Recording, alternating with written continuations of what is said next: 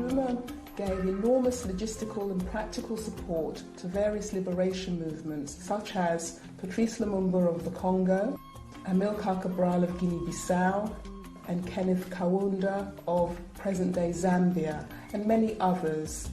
He invited George Patmore to serve as his advisor for African affairs. And he also invited the man who had been the president of the 5 Pan-African Congress, the first Pan-Africanist Congress, all the way through the 5th Pan-Africanist Congress, W.E.B. Du Bois. He invited him to serve as his minister for Encyclopedia Africana.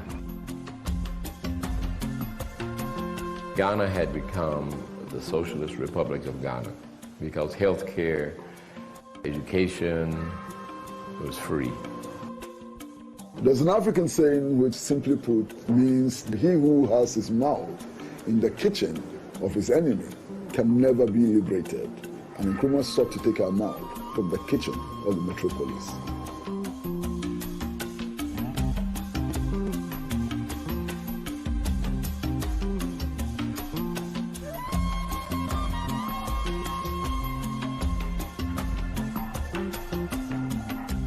Kwame Nkrumah believed in developing a new way forward where African economies could be transformed to cater for the needs of their own people without being dependent totally on external forces. One of the things that Nkrumah did was to establish a huge cattle ranch to provide the meat that our people needed. He also established a tannery to produce the leather, and then established a shoe factory to turn the leather that has been produced by the tannery into shoes and other leather products for our people. 1964, I was 21 years old. I came to Ghana, and what I witnessed was just phenomenal. I didn't want to leave. I see new schools being built every day, free education. I see new hospitals being built, new clinics, free health care. I see factories being built by Africans, not by Chinese, not by South Koreans, but by Africans. In Ghana, you go there and you see African pilots. You see African news presenters. You hear African music, African clothes. And down in Ghana, we got our own national bank. Nkrumah also established the Black Star Line, which was a shipping line to promote trade between the African countries and Africans in the diaspora and so on. The significance of the flag of Ghana, and that is the symbolism held in the star. Just as Kwame Nkrumah said that the African can determine his own future if he's left alone. And the star, it really represents that star that Marcus Garvey, the Honorable Marcus Garvey, had for the Black Star Liner. This would have moved Africa toward economic independence. That antagonized the West. And particularly Nkrumah's ambitions to unite the African continent within the context of a union government for Africa also made Nkrumah and his ideas a danger to imperialist interests. Cocoa at that time, alongside gold, was one of the key primary products that Ghana was exporting in order to derive foreign exchanging capital to manage its economy.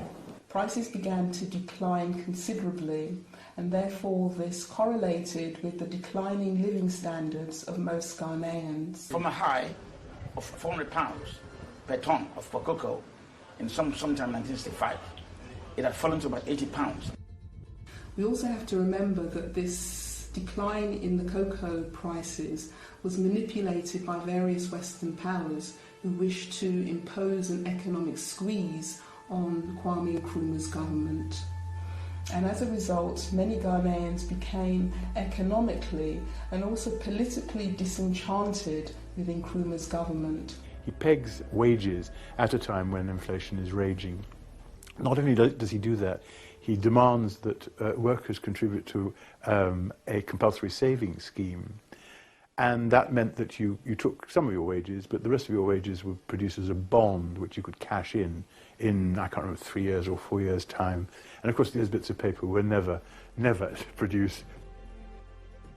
In addition to that, there was also a rise in corruption amongst officials, state officials and CPP officials that led many Ghanaians to question the CPP.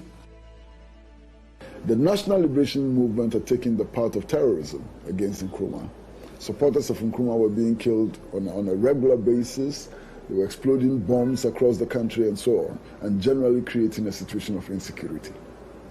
He had a vision for the future. He was not really working for that year. He does not work for the public consumption. He was just doing it for the right reason. And that is why a lot of people fell apart and started to be confused and, doubting his intentions. They thought he was misguided. Imperialist forces stepped up their opposition, stepped up their action. There was about 6 or 7 attempts on Nkrumah's life. In the 60s, there were many assassination attempts on Nkrumah, and one of them actually took place in the Flagstaff House, where he had his office and also his residence. A police officer was planted to shoot Nkrumah. This was a police officer on guard duty who attempted to shoot him with his rifle. He came and just opened the door, and at that time Nkrumah was behind that door. It was a very heavy door.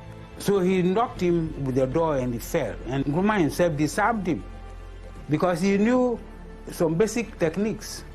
Nkrumah liked jogging, he liked walking, he liked exercising, he likes doing judo, karate, these little things. And you can see from the picture behind me, Nkrumah putting down an assassin, somebody who tried to assassinate him. These activities of sabotage, bombing, continued throughout the regime.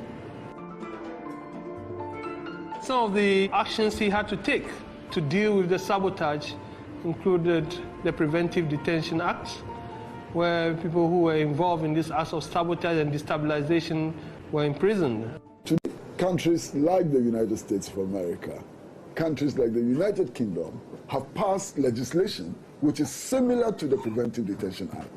Are we to say today that David Cameron is a dictator? Are we to say that Barack Obama is a dictator? Because they've essentially passed the same laws. Those laws were passed in response to the anarchy and recklessness of the opposition to Nkrumah. I remember the story which was put out by the opposition to Nkrumah, that Nkrumah was keeping people in jail and maltreating them and so on. And they got photographs published in London and other places. Eventually it turned out that those photographs had been taken from a Togolese prison rather than a Ghanaian prison. Now, I'm only beginning this research. In 2 days in the National Archives in Washington, apart from finding that the consul was helping people form opposition political parties, I also found that in 1964, so 2 years before the coup, the head of the CIA has a meeting with the head of the State Department, their Foreign Office, and says, I really think General Ankara would be the best person to take over. Now, if he says that in February 1964, it means he has already been dealing with the people plotting the takeovers and deciding whom to help with the takeover. There's one very, very significant cable which was dispatched from the British High Commission in Accra, and the British High Commissioner in Accra then was A.W. Snelling, who dispatched a cable to the Home Office which simply said that the British establishment had to get rid of Nkrumah because he was making the African too politically conscious. What damning evidence. The factors that led to the coup that overthrew Kwame Nkrumah's government can be separated into internal factors and external factors. Among them were the declining economic situation in the country, whereby in 1965 Ghana only had £500,000 in sterling in their reserve account. Nkrumah's perceived meddling, interference with the army and the police, particularly after the 1964 assassination attempt on him. He had removed the police chief and in the subsequent year, 1965, he'd also demoted several of the generals. Another important factor was also the fact that he had set up a new military structure known as the Presidential Own Guard Regiment with its own security apparatus, and this was perceived as a threat by the army. However, the most critical external factor in the coup d'etat was the plotting and conspiracy by the United States of America, Britain and France with their near-colonial agents in the army, the Ghana army and the Ghana police force. They acted in concert to overthrow Kwame Nkrumah. Now, all of these forces, Western intelligence forces and Western governments, plotted systematically against Nkrumah, recruited local collaborators and so on, in order to get rid of Nkrumah, not because Nkrumah was bad for the Ghanaian and African people, but simply because Nkrumah wanted to stop the exploitation of our resources for the benefit of others. Nkrumah had a slogan that when you're talking to the imperialists and he's smiling, he comes in, oh, hello, hello, how are you? Then he's making profit on you. But when the imperialist comes to sit with a straight face, it means the business is straightforward.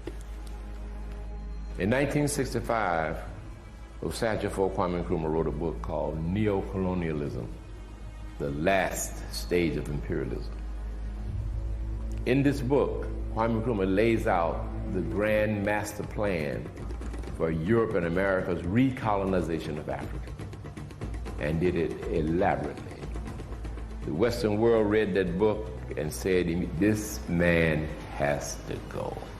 24th of February 1966 coup took place when Nkrumah was out of the country. He was invited by President Ho Chi Minh, the leader of North Vietnam, to participate in peace initiatives to end the Vietnam War between Vietnam and America.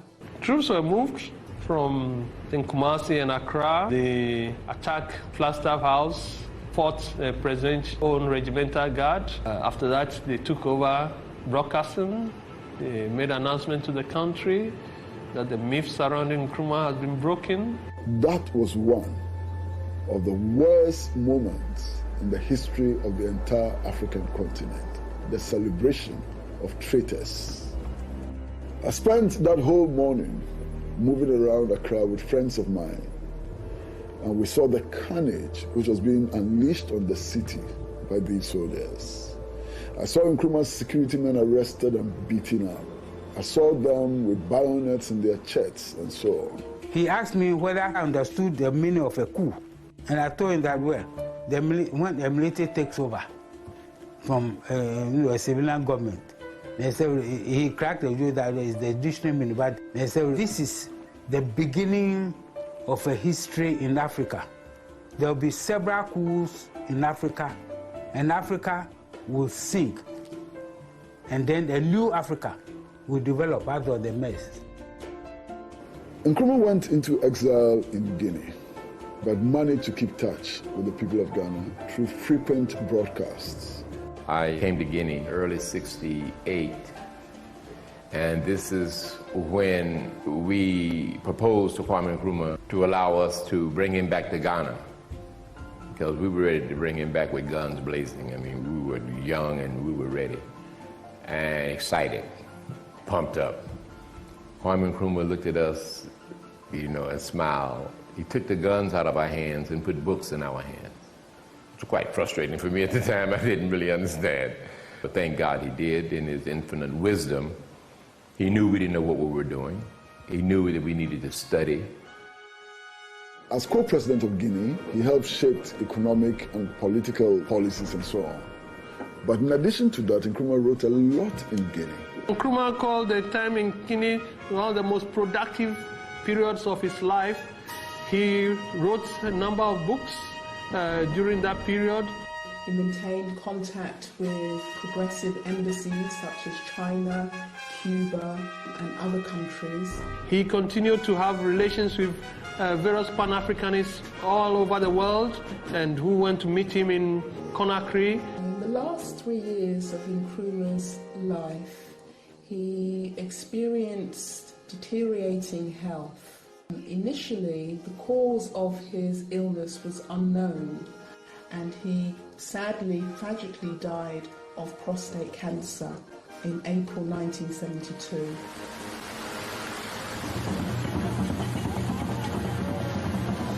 We pay homage today to the African of the millennium on his 102nd birthday. 21st of September has always been a day of inspiration, and this remains true today. Let us use the memory of this great leader, President Kwame Nkrumah Osajifo, to spur our continent on to the next phase of the vision of the founders of our nations. But I believe his greatest legacy is the legacy that hasn't been realized yet, which is his vision of Africa. Because from the onset, he said that Ghana's independence, being the first African country to be independent, he didn't see it as the destination. He just said that, Ghana's independence will be meaningless unless that victory leads to the total liberation of Africa. So Ghana's independence was on the path to that vision. So I believe that the realization of that vision is going to be his most important legacy. And I believe that it's going to be a generation right now who are going to rise up and realize that. Long live Osajifo, Dr. Kwame Nkrumah. Kwame Nkrumah never died. Osajifo never died. Kwame Nkrumah never died.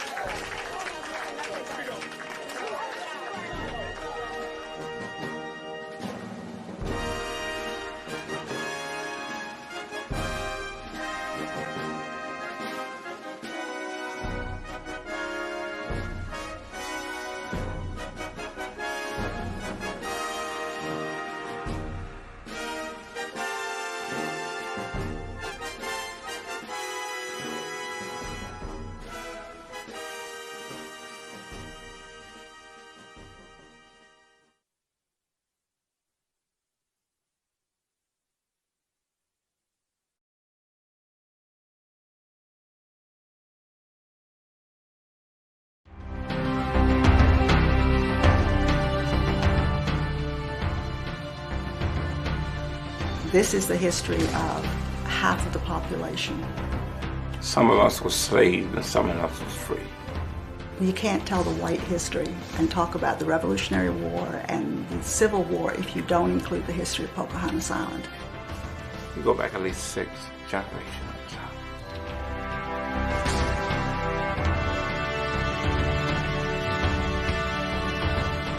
In the historic city of Petersburg, Virginia, on the banks of the Appomattox River, there lies Pocahontas Island. Now, Pocahontas Island is often described as one of the first and largest free black communities in America. Join me to discover how this once thriving and flourishing land came to be, and how American history cannot be told without the enduring story of the people on Pocahontas Island. Native Americans have been living in this region for thousands of years. People living there originally were a part of the Appomattox Confederation. One of the reasons people lived there was because it was a fishery. Designed for the survival, food, clothes, shelter, water, fresh water, game. It's here on this land and what they needed for survival, so they occupied this area early man. But in 1650, the English arrived here in the first documented journey into Western Virginia. And they established the Peter Jones Trading Center, which would have been basically just Indian trading, bringing in the supplies they needed and selling things. Petersburg was established as a warning point. There had been 2 attacks by Native Americans on Jamestown, coming from the Appomattox, Nottaways, and etc., down toward Jamestown. The British affected Pocahontas Island because they brought my folks in here. I'm talking about the first slaves that arrived in this area. By the 1650s and 1660s, there were African Americans who were free and trading with the Indians down probably the Tuscaroras to the south of Petersburg in North Carolina. As time went on, though, the Native Americans began to disappear from the area except as distant trading partners. This became a paradise for planters and entrepreneurship. Petersburg became extremely important for the tobacco trade, and the tobacco trade demanded labor, and that labor was African American. So you could bring the tobacco to Petersburg where it would be sold, and then the ships could take it on out to Europe. John Bowling built tobacco warehouses on Pocahontas Island, so therefore he brought slaves and free men and women here to him. John Bowling, he was the only descendant of Pocahontas, and he was very proud of this, and all of his descendants are very proud of this and tell stories about their descent from Pocahontas. Bowling was a wealthy landowner, manager, owned Center Hill, and had warehouses. The slaves built it, and they worked in it. They was more or less worked on the shore and loading ships. And they had sorters. People in there had to sort tobacco. Some of it was dry, some of it was green. So they processed tobacco in there, and also they loaded the ships. The people who worked at the warehouse tended to be a mixture of folks. There were a number of white folks who worked in there. However, the hard work of unloading the hogsheads and repacking them after the tobacco was inspected were undoubtedly enslaved African Americans in that period. Many of the people, both free blacks and slaves, whose labor gave birth to the tobacco industry, lived, worked, and raised their families on Pocahontas Island. Richard Whitson, around 1749, won Pocahontas in a dice game. Well, he was a local entrepreneur, real estate developer and all, and he managed to get control of that area. When Richard Whitton laid out the 50 acres that became the town of Pocahontas a few years later in 1748, he tried to get it named after himself, Whitton Town, by the General Assembly. But John Bowling was in the General Assembly as a Burgess, and when it came back, it was named after his illustrious ancestor, Pocahontas. Well, I think that there was a wide range of whites who were living on the island and a wide range of blacks who were living on the island. The whites ranged from really extremely well-to-do people to really poor whites who lived in conditions that were similar to the conditions that the freed African Americans and actually enslaved African Americans who lived there as well. Most people worked with their hands. You had to cut wood, you had to carry water, you had to feed chickens, feed pigs, and all this kind of stuff. And that also was in the cities. Pocahontas was a waterfront community, and the largest number of the free black men who lived on Pocahontas, as well as Blandford, were what is known in Virginia as watermen or boatmen.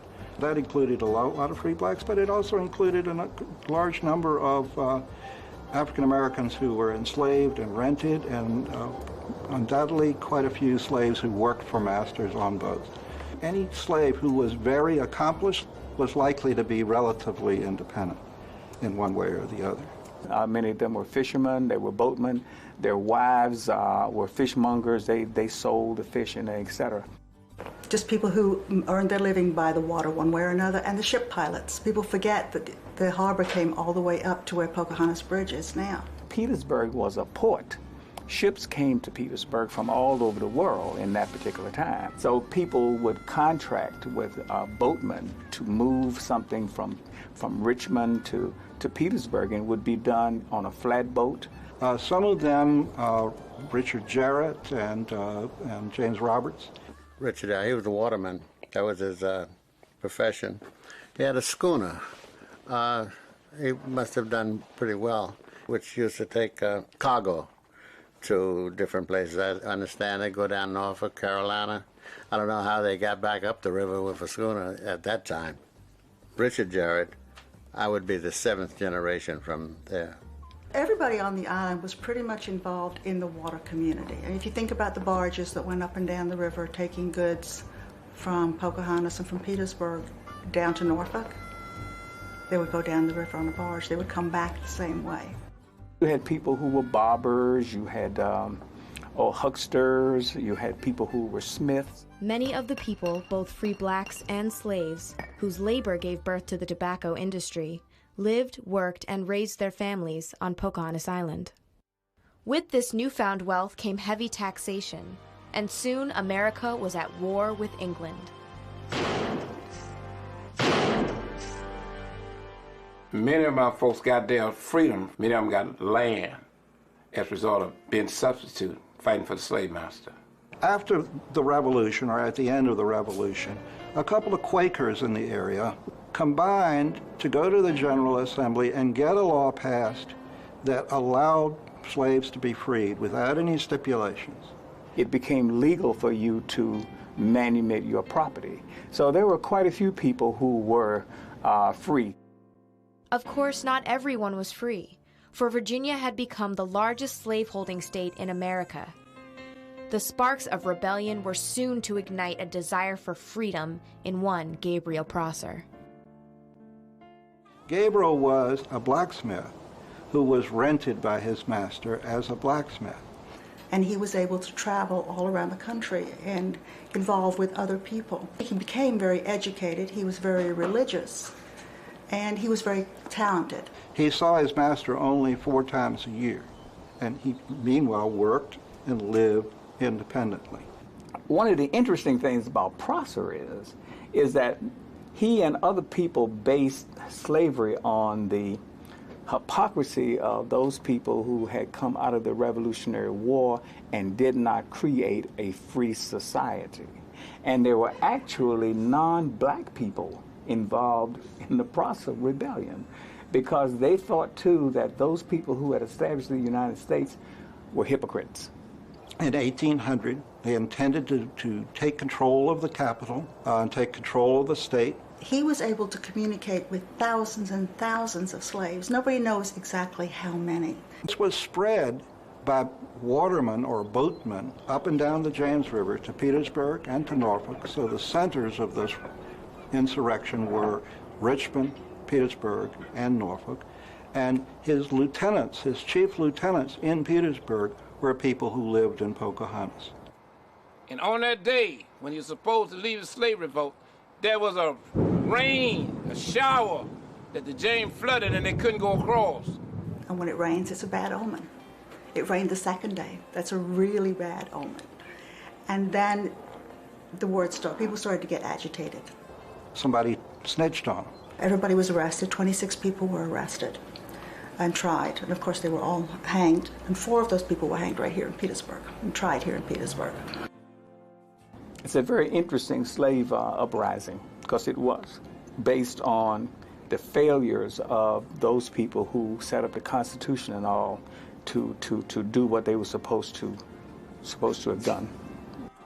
People realized that his education and his travel had made him able to do this. And that was when the restrictions started to really take effect.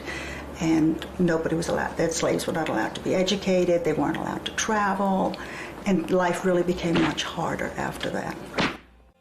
As rebellion began to spread throughout the South, the American Colonization Society came up with a plan to decrease the nation's burgeoning black population by sending them back to Africa. Joseph Jenkins Roberts was one of the first to take that journey. As a young man, he worked the river with his father, his stepfather, and they plied the barges back and forth between Petersburg and Norfolk. As he got a little older, he apprenticed to a barber right over here on Union Street. That barber had a wonderful personal library, and he educated himself in that library.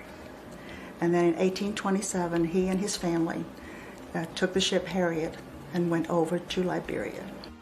Joseph Jenkins Roberts took 160 people from Pocahontas and the surrounding area. He took the teachers, the barbers. He took the heart of Pocahontas. He ripped the heart of Pocahontas out and carried it with him to Liberia, Africa. If you look at the flag of Liberia, The flag of Liberia looked just like the American flag, except it had one star and got red and white stripes. At one time he was elected the High Sheriff. Then he became an assistant to the governor. He later became the lieutenant governor, and eventually, when it became a separate country, he became the first president of the country. Despite losing many of its residents to Liberia, Pocahontas Island continued to flourish because tobacco was king. There was so much money from tobacco. And there was different races in the city of Petersburg. They call it Sin City. Bolingbroke Street, which is where we are right now, was the heart of it all. This was the red light district. We had a racetrack here. So the racetrack was really, here we go again with the gambling. The slave who grew up in Pocahontas, who was a horse racer, his name was Stewart. He was an enslaved African-American whose master had died, and he was living kind of a free life as a small child growing up on Pocahontas. And he was bought by a guy named William Ransom Johnson, who was a horse racer. He raced horses all up and down the East Coast. He was the most famous horse racer of his era in America. He was known as the Napoleon of the turf. And he saw in this small young man, at the age of 11 or 12, he saw a great jockey. But he became more than just a jockey.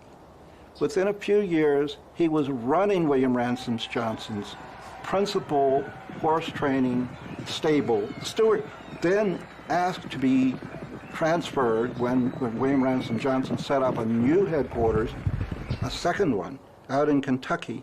He asked to be transferred out there, and he ran that horse training establishment totally independently of William Ransom Johnson.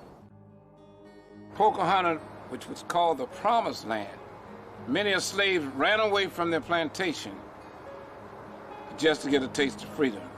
The Underground Railroad on Pocahontas Island basically was the perfect location because it was secluded, and people could come and they could hide out in the houses, and then they could be moved at night from there. This house is the Underground Railroad House. It was used during the struggle of slaves that was trying to find their way to the North freedom. There's more than one house over there that is pre-antebellum. There are probably a half a dozen right around it that were also involved. We usually have an image of people fleeing through the night and going from one place to the other each night. The Underground Railroad in this area worked through the waterways. They hid for long periods of times, and then they got passage on a steamboat and went off on a steamboat, or they got passage on a sailing vessel directly out of the Petersburg harbor. You could hear slaves on the Appomattox River singing, "I just want to go to the Promised Land." This built up a great amount of tension both throughout the states and in the Congress, and that continued to build until the hostilities broke out in 1861.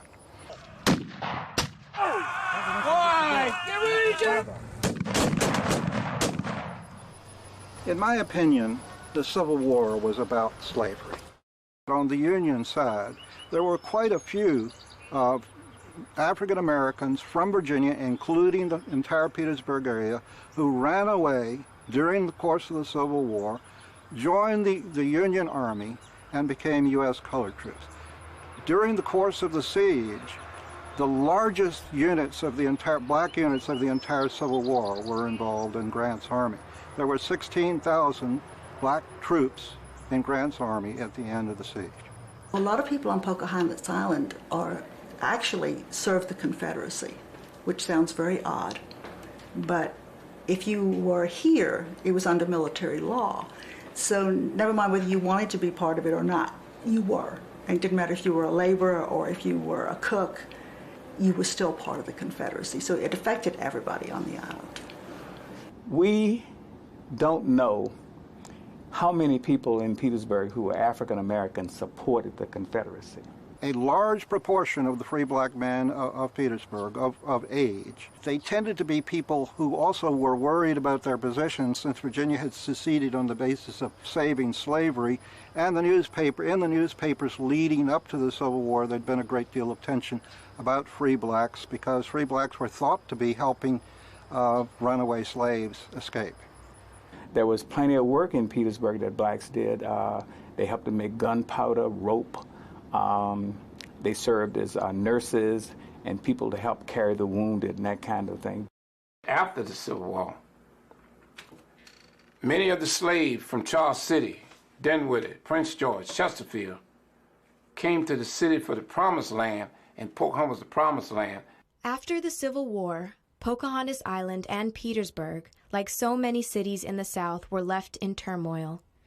Its commercial and social order was left in total disarray. The former enslaved people of Pocahontas Island were now emancipated, and many of them settled on Pocahontas Island. When the railroad started coming into Petersburg, it took a lot of the cargo away from the ships. And once that started, it took all the water associated and all the ensuing businesses that would have been somehow involved in trading one way or another. It took it all away from the boats. And now we've got 5 railroads coming into Petersburg and going north, south, east, and west. And they're delivering everything. And so economically, the island started to suffer. As the region struggled to reconstruct its economy, the advent of the steam engine brought a fatal blow to the river trade. Brutal weather outside the Beltway, including killer tornadoes just south of Washington. 2 of the hardest hit communities are near Richmond, Virginia. We know now that Friday's storm caused more than $50 million in damages. Among the hardest hit areas, as you know, Old Town Petersburg. I have never seen anything like this in Virginia in my stay here, and I don't think that Central Virginians themselves have seen that much. This here is the path of the tornado on Pocahontas Island, and it came through here. It is the most powerful tornado probably ever came through the state of Virginia. While weather teams are still assessing the damage, experts say this tornado is, quote, a big deal. The whole city was hit by the tornado, and as far as I know, there was not a lot of help coming from any side. If you go over there today, that's probably 1/4 of the houses that used to be over there. There were houses over there galore on all of those streets, and some of those houses dated back into the late 1700s. When you see something like that, destruction like that, you wish you could have done something to help, but there's nothing you could do. There are many ironies on Pocahontas Island, but none more clear than the fact that throughout history, many different people have populated this island. To find work, escape the evils of slavery, build businesses, seek pleasure, and create a vibrant and diverse community for generations. This is my life. My people died here. Pocahontas Island is the soul of history for the nation, for Petersburg and Virginia.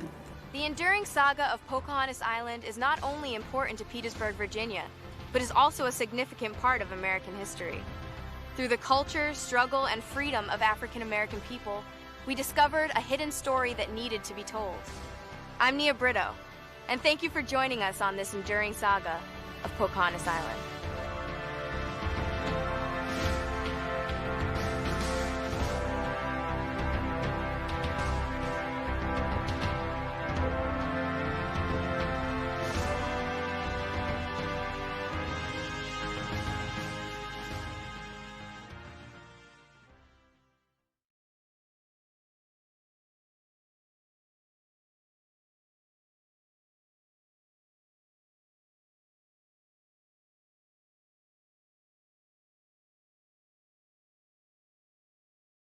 All right, ladies and gentlemen, we are back.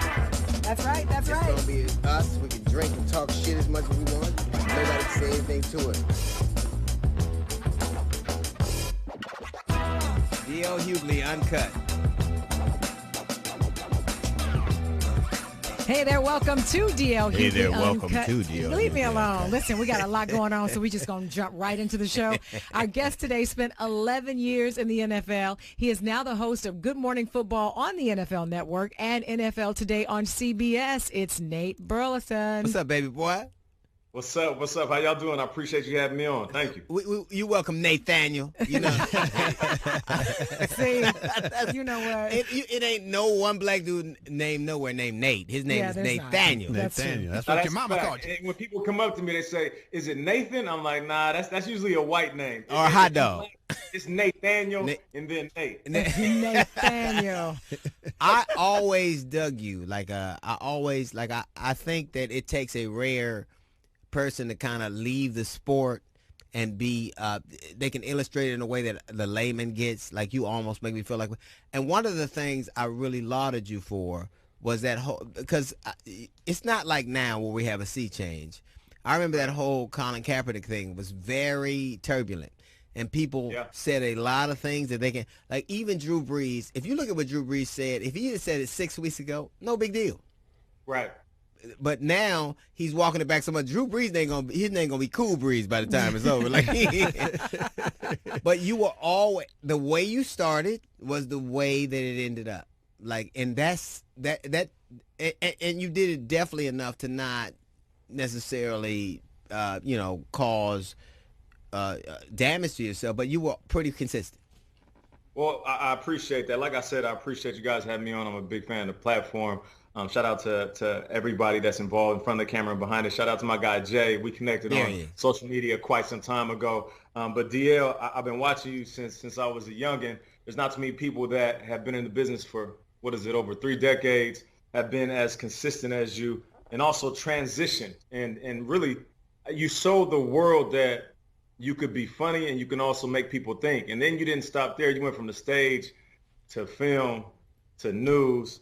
And you really just, you transitioned like I tried that transition out of football. You have, though. Because you know how it is. Right. You get put in a box, and you get put in that black box. Right. And once you get put in that black box, a lot of people try to box you in. So I thank you for being one of the individuals that have laid the foundation for young guys like me. Thank you, man. Now, once you're in the black box, they only hear from you when stuff goes bad. You know what I mean? Like a plane crash or that's. What do you think of this new space that we're in, where I thought the NFL is very reactionary. I think they're sports. They're older. They're more traditional, and by traditional I mean old white dudes. So they don't react fast, but they now seem to be on the same wavelength as everybody. They weren't as fast as some people, but they weren't as slow as they traditionally were. What do you attribute that to? Well, I attribute that to pressure by the athlete. I mean, we are the machine. And listen, let's be real. The front office, the coaching staffs, the ownership, that reflect some of the issues that we're having in the NFL, a league that's over, 75, 80% African-American, yet we don't have the same opportunities to get the head coaching jobs, the coordinator jobs, being GMs and owning teams. So when you see all those things and you're part of the machine, there's either one or two ways that you can deal with it. You can either sit back, relax, and let's just call it what it is. Just be a good old boy, collect your check, take your car, go to the house in the hills and chill out. But then there's other individuals that feel like there's a certain responsibility, obligation that you have, not just to yourself when you collect the check, but to your community that looks at you. Because there's kids that look at me and they see a black man that's on TV that used to play ball. What I'm trying to teach them is that even if you can dribble, even if you can score a touchdown, swing a baseball bat, run fast around the track, that you can still stand up, like 10 toes down, stand up and speak about certain issues. And right now, the NFL, they felt the pressure from these athletes. When the athletes came out and they made that video and they said Black Lives Matter, and these are the young superstars, I mean, the next generation, guys are going to be around for the next 10 years. Right. Like the NFL had to do something, because if they didn't, then all of a sudden we'd all be sitting back waiting for the NFL to make a statement. Yeah, because I'm telling you, if NFL didn't have black people, they'd be rugby. That's what they would be that. What do you make of? Because it's the NFL is a funny dichotomy to me, because I think they're more like an NFL owner An NBA owner would never talk to a star athlete like NFL owners do. They would just never do it. It would just never, if they wanted to have a franchise. So they seem more, and I know that there are more people in the NFL than they are in the NBA, but there seems to be a different relationship between ownership and management in the NBA than in the NFL. Why do you think that is? You know, I kind of wrestle with that question quite a bit. I do feel like the NBA owners, they're more selective with what they say. And by selective, I could also mean secretive. You know, I forgot the owner's name. Donald Sterling. Donald Sterling. There it is. So he got caught up. Right. He got caught up saying some slick stuff, but he wasn't necessarily saying that out loud to his athletes. Now, the NFL, you'll have certain coaches come out or certain owners. I remember Houston's coach. Houston's coach was one of them. Yeah. And he said that you can't have the prisoners running the yard. Right. And that's a very slick way of saying, let me tell you how a black man hears it, how a player hears it. Right. I hear you can't let the slaves run the field. Right. So like I know certain people may hear me and they get fooled by the suits and they're like, yo, Nate's a nice dude, he's non-threatening, but I also was raised by two parents that were raised in the thick of San Francisco, in the heart of where the Black Panther Party started. So, and given that story that I shared after Drew Brees talked about the flag with my grandfather serving this country and then losing his life due to police brutality, I have to speak my mind. And what I'm trying to get people to understand, whether you're black and you're disconnected, whether you're white or every race in between, is when we hear things, we go to a different place. So when that owner said you can't have the prisoners run the yard, listen, benefit of the doubt, maybe he's just saying, I need the players to be the players and we'll deal with everything else. But as a black man, knowing my history and knowing the history of this country, we hear something different. Just like I try to tell people all the time, when I see another video of a black man or a woman being murdered or somebody being innocently murdered or a completely avoidable situation that happens and that person looks like me or looks like my grandfather or looks like my daughter, then we go to a different place. It's like everybody's watching this scary movie, right? And at the end of it, you know, a white person that's completely disconnected from the struggle and the injustices and the oppression that we deal with, they might see that scary movie and be like, that's fake. I mean, that's like Jason or Freddy Krueger or Hellraiser. Right. I mean, it seems like it's intense, but it's not real to me. When we walk out of that scary movie, we see those horrific scenes. We think that's real. Right. Like we walk out of that movie like, yo, that could really happen to me. I don't want to go to sleep. Black people believe almost anything. Yeah. No movie ever been made, black people didn't believe it could happen. Like, oh, aliens could really we believe it. You know That's a fact. You know why in NFL, like virtually every player in the NFL, for your speed, your athleticism, and your strength. When you're black, those things work great on Sunday, but on Monday, they're the very things that a police officer could shoot you for and a jury would acquit. Because the things that we cheer for you for on the field of athleticism, we fear you for. Like all you have to do is show a dude's size and how fast he was. You know, when you're going through the combine, that's great. But when you're going through a lineup, it ain't. And I think that you're the clearest example of that. The only dudes that are that strong and big outside of the football field is in the penitentiary. They really are. That's true. But see, this is what I didn't understand, and you know, I'm not as an avid football watcher as they are, but this is what I didn't understand when Colin took the knee. And we had all seen the videos. We all knew the stories that he was speaking about when you talked about the pressure coming from the younger players putting on the owners and Roger Goodell, I think his name is, right, for them to actually finally come out and make a statement. What I kept trying to figure out is what took so long for players to actually mount that pressure enough to make him change his mind to speak out, because we knew the stories were real. I know that everyone got to see George Floyd and it became totally different. So it made people make a 180 to look at it different. But in my head, I'm like, what about the black football players on the field who know that when Colin is taking a knee, they know why he's doing it? What happened to the solidarity there? Let me break this down, and I want to explain this in a way that people can digest it, and they don't parallel the two things and say I'm comparing them. Now, I'm going to give you an example of what being a pro athlete and pro athlete privilege. Now, when I say privilege, it's not the same as white privilege. That's completely different. But you know how you can talk to your white friend and you can say, well, the reason why you don't get nervous when a cop pulls you over, or you don't feel the same way about another black death showing up on the news, is because it hasn't impacted you and you're comfortable in the space you're in, that bubble that you've been living in. I'm talking about for generations. You don't know how far you are away from our reality. Like that's the white privilege in short, right? We know there's a lot deeper. Right, but that is in a nutshell. Yeah, I get that. Yeah. Okay. So what I felt like is pro athletes, we also live in that same type of privilege. Like, think about it. If you're the most recognizable dude in the world, right, and you get pulled over, and I've been in this situation where I'm sitting here, I'm like, oh man, hold on, let me get my hands on 10 and 2, let me get my wallet up here. I reach for anything when this cop comes up, I'm getting nervous, my heart's racing, and then the cop comes over, hand on his hip, he looks in, he's like, oh, Nate, hey, what's up, man? How you doing? Hey, hey, listen, I like that touchdown. And a matter of fact, I had you on my fantasy team back in 2004. Hey, you a beast, man. Hey, listen, slow down. I don't know if the cop is going to let you go if he pulls you over, because I know you, man. Hey, good luck this Sunday. I've been there. I've been out and about where a restaurant lets me walk in. I've been at clubs where they wave me in. I've been in crowds of people that were getting broken up, and the cop's like, hey, yo, Nate, is that you? Hey, come on, let's go out the back door. It's about to get real crazy in here. Like, I've been in situations where I felt so comfortable in being a pro ball player. And I know, DL, you can attest to this, Jay. I know you guys can understand being in movies where sometimes you're at the height of your recognition, the money is good, and you're living in this space, this really comfortable space. So to answer your question in a very long-winded way, I felt like players were leaning on that privilege, and they didn't want to step out of that because it could disrupt the money that they're receiving. It could disrupt the comfortable lifestyle they were living, and people would look at them differently. And I think, like, for so many reasons, that's why people don't want to step outside their comfort zone. And I remember being on TV because I was retired at this point, and I was trying to figure out how I was going to address this because I worked for the machine. I work for the NFL Network. Yeah. And the NFL Network, the Shield, baby. It's the Shield. Yeah. Yeah, for sure. So they're waiting.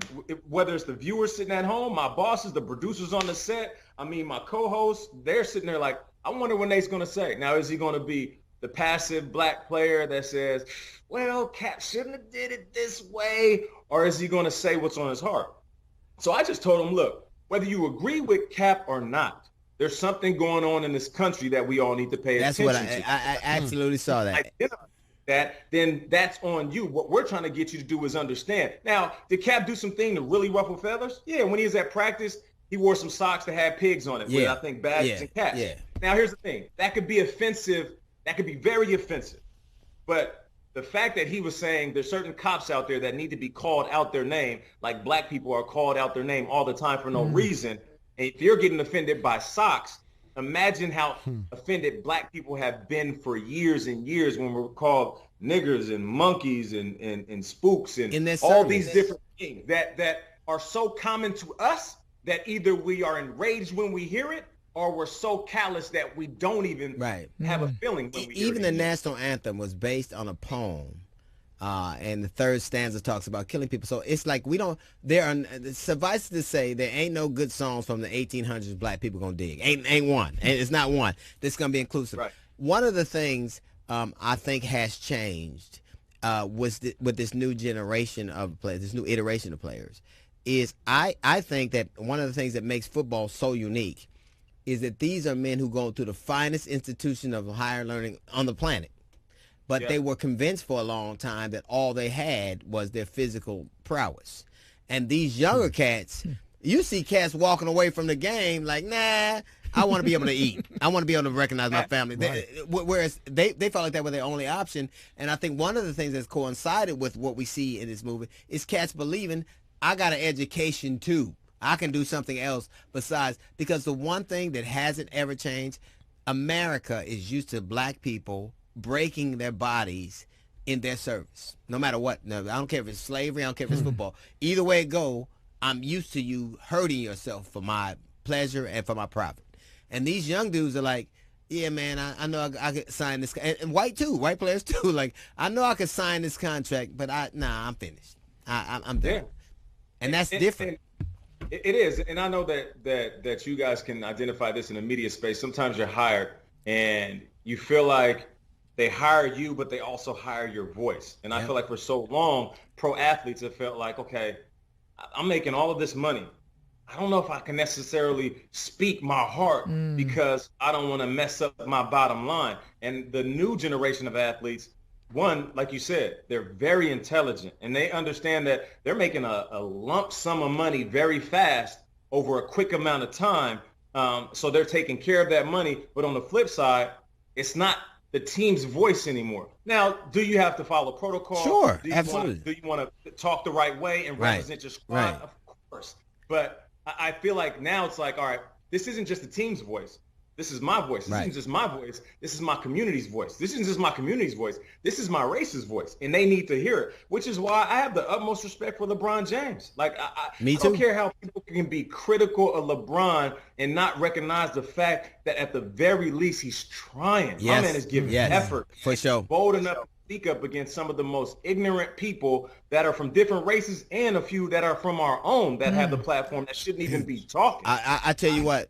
I knew it was bad when Michael Jordan said something. I said, "Whoa, hey, this could be bad." I'm telling you because that ain't his thing. That's not what he does. It's not what a lot of athletes do. One of the things that I also find interesting is not only finding your power but using it in a way. There are two initials. There's an initial that white people hate the most. It ain't the N word. It's the I word. Intelligence and integrity. They don't like that. It isn't. They know what to do with physically strong, intimidating people. They don't know what to do with intelligent people who have integrity. And like Colin Kaepernick or not, agree with him or not, he was articulate, he was intelligent, and he had integrity. And they don't necessarily know in the joint. They don't. I ain't worried about a big strong dude. I'm worried about the dude that can think. That's right. And can express himself, and that it'll kind of because that is infectious, and they're starting to hire more and more cats like you for a couple of reasons. One, I think that you have expertise at the game. I think you're intelligent, and I think you do have integrity. But I also think that you are relatable. You're very relatable. Like I like Booger, but every time he had his hands up, I'm like, nigga, this nigga hands look like it was. Don't. Like you throwing up gang signs? Yeah, I'm like, that's my guy. What's up, he bud? constantly threw up West Side the whole time, or Z Side, or whatever it was. But and there's nothing wrong with being checking all those boxes. There's nothing wrong with that. And I take pride in the fact that I'm relatable. If you want to say that I can cross over, I'm also an individual that was raised in Seattle, Washington, one of the most diverse places. So I didn't grow up having a racist bone. I wasn't discriminatory against individuals. Like I didn't have that in me. So when I'm on TV, I do want the 16-year-old and the 60-year-old to understand what I'm saying. I want the white woman and the young Asian girl to understand what I'm saying. I want all my information to be digestible, but you also have to find your voice. And it took some time. It's not like I retired from the league and I was just talking my talk. It takes time for you to establish yourself and people to understand that you could come across as non-threatening, but you're also willing to stand up for what's right. Because it's not as long as it's organic, no one cares. Like no one really cares. What do you think the league will look like this year? Do you think the protests will be as tumultuous? Do you think there will be any? You think? I think that the league is going to be a reflection of what we're seeing in the streets. I've been to a few protests and I've seen every race represented, every religion, every cultural background. And as I'm watching these videos pop out from these teams and players, I'm seeing these white players come out and talk. I'm seeing these white quarterbacks come out and talk. I saw Tom Brady and Drew. I'm telling you, I've never seen it. Yeah. Drew Brees, he kind of like, walked the statement back and said, I'm looking at it from a different perspective. Ryan Tannehill, the quarterback for the Titans, he came out and it was one of them videos where you can tell he was thinking, and not just in the moment, like this was on his mind, right? Because he had like a little bit of like angst in his face. And he said something that I thought was powerful. He said, in 2017, when Cap took a knee, did I do enough? Did I overlook it? Maybe. He was like, maybe. And I apologize for that. But I see it a lot differently now. And for people to make that statement, like for us as a community, we just want to hear people say, all right, now we understand. Yeah. There's a little bit of empathy.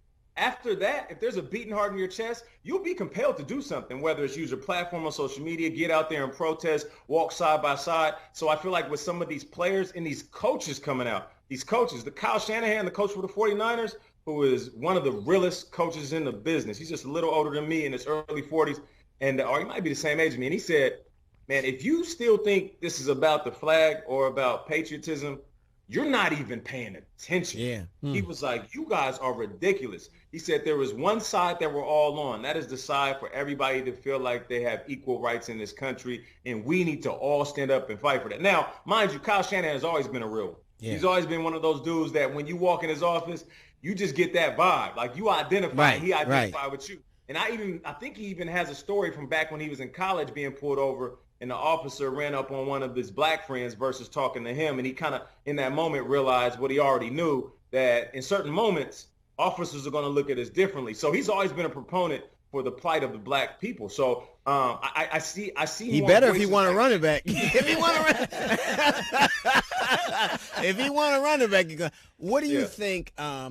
How important is it? Because to me, it's not about a man getting a job. It is about that man and what he represented being denied a job because of what he represented.